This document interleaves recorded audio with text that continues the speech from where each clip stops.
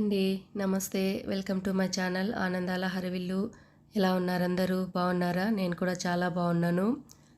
ఈరోజు వీడియో మొన్న కొన్న కొత్త స్టవ్ ప్లేస్లో ఈరోజు ఇంకో కొత్త స్టవ్ కొన్నాను. సో అది ఎందుకు రిటర్న్ చేశాను, ఇది ఎందుకు కొన్నాను అనేది ఈ వీడియోలో షేర్ చేసుకుంటున్నాను.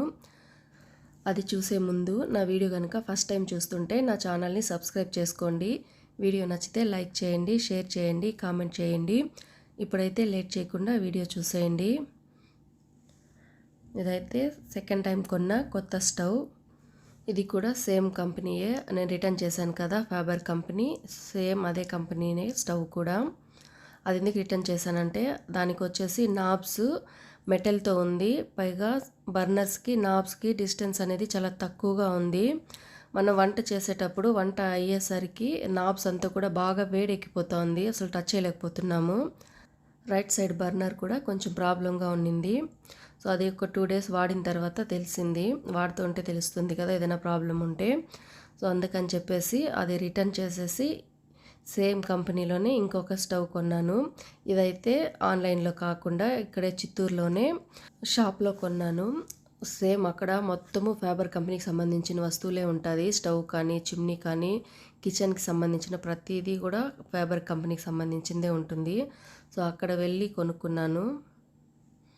ఫస్ట్లో అయితే తెలియలేదు చిత్తూరులోనే ఈ కంపెనీ ఉందనేసి. ఇప్పుడే కొత్తగా ఓపెన్ అయిందంట రీసెంట్గా. సో చూసి ఇంక స్టవ్ నచ్చి కొనుక్కున్నాను. ఇందులో అయితే బర్నర్స్ కూడా 3D ఫ్లేమ్ వస్తుందంట. మంట అయితే మనకి చాలా తక్కువగా కనిపిస్తుంది కానీ చాలా ఎక్కువ వస్తుంది. వంట కూడా చాలా తొందరగా అయిపోతుంది. చాలా బాగుంది ఇది కూడా స్టవ్.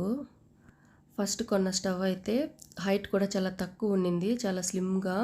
నాకు ఆల్రెడీ పాత స్టవ్లో ఇలా హైట్గా అలవాటు అయిపోయి అది మరీ కొంచెం కింది కనిపించి కొంచెం కొత్తగా వంట చేసినట్టు అనిపించేది. స్టవ్ కొంచెం హైట్గా ఉండి గిన్నెలంతా కూడా కొంచెం హైట్లో చేసి అలవాటు అయింది కదా, అది కొంచెం స్లిమ్గా ఉండేసరికి కొంచెం కింది కనిపించి వంట చేయడానికి అదోలా ఉండేది. సో ఇప్పుడు ఈ స్టవ్ అయితే సేమ్ మా పాత స్టవ్ ఎలా ఉండిందో సేమ్ హైట్లోనే ఉంది. సేమ్ ఆ స్టవ్ మీద చేస్తున్న ఫీలింగే ఉంది. ఈ స్టవ్ మీద వంట చేస్తుంటే కూడా మరి అంత కిందికి లేదు, అలా అని ఎక్కువ హైట్గా కూడా లేదు. సేమ్ పాత స్టవ్ ఎలా ఉందో అలానే ఉంది. ఇంకా ఈ స్టవ్ కాస్ట్ అయితే 26,000 పడింది. సేమ్ ఆ రోజు ఆన్లైన్లో ఎంత కాస్ట్ ఉండిందో సేమ్ కాస్ట్కే ఇక్కడ షాప్లో కూడా కొన్నాము.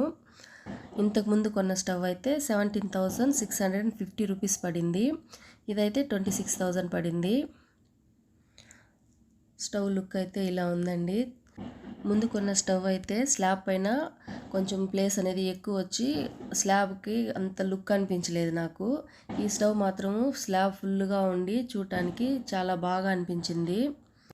ఇంకా స్టవ్ అంతా కూడా ఒకసారి ఇలా క్లీన్ చేసుకొని ఫస్ట్ టైము పాలు పొంగిస్తున్నాను. ఇంతకుముందు స్టవ్లో అయితే పాలు పొంగించి పాయసం చేశాను.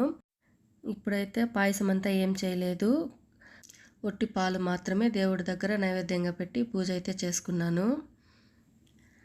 ఇంకా ఫస్ట్ టైం కొన్న స్టవ్ లాగా కాకుండా ఈ స్టవ్ చాలా బాగా వర్క్ చేయాలని, అలాగే ఇందులో చేసే వంటలంతా కూడా టేస్ట్ బాగుండి అవి తిన్నాక ఆరోగ్యం అందరికీ కూడా బాగుండాలని మనస్ఫూర్తిగా ఒకసారి కోరుకొని దేవుడికి దండం పెట్టుకొని ఇంకా పాలైతే పొంగిస్తున్నాను.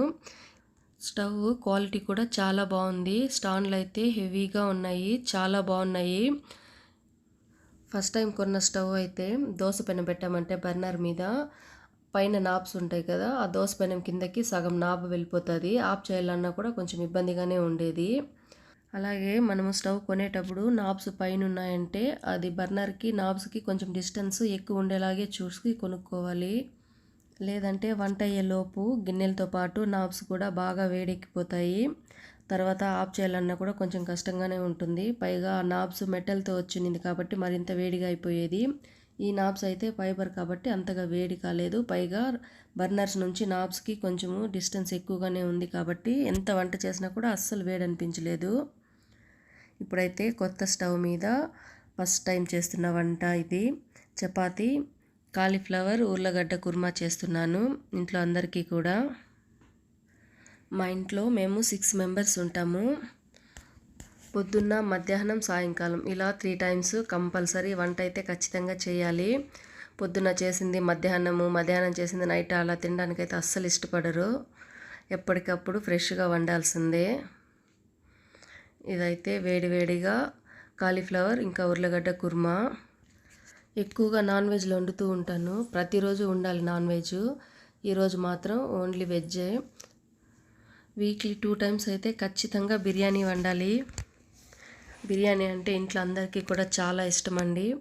పైగా నేను చేసే బిర్యానీ టేస్ట్ కూడా చాలా బాగుంటుందంట. మా ఫ్యామిలీ అందరికీ కూడా చాలా చాలా ఇష్టం. ఇంకా ఇదైతే కాలీఫ్లవర్ ఉర్లగడ్డ కుర్మా కూడా రెడీ అయిపోయింది. ఈ కొత్త స్టవ్ పైన ఈరోజు వండిన వంటలు: చపాతీ, నాటు టమాటోల పచ్చడి, మునక్కాయ ఫ్రై, ఇంకా వైట్ రైస్. సో ఇప్పుడు చేసిన కాలీఫ్లవర్ కుర్మా అయితే చపాతీకైనా సరే వైట్ రైస్కైనా కూడా చాలా బాగుంటుంది. చూసారు కదండి నేను స్టవ్ ఎందుకు మార్చాను, ఈ స్టవ్ ఎందుకు కొన్నానని. అలాగే ఈ స్టవ్ మీద నేను చేసిన ఫస్ట్ టైం వంటలు. ఈ వీడియో కనుక నచ్చితే నా వీడియోని లైక్ చేయండి, నా ఛానల్ని సబ్స్క్రైబ్ చేసుకోండి. ఇంకో మంచి వీడియోతో మళ్ళీ కలుద్దాం. Thank you for watching. Bye అండి.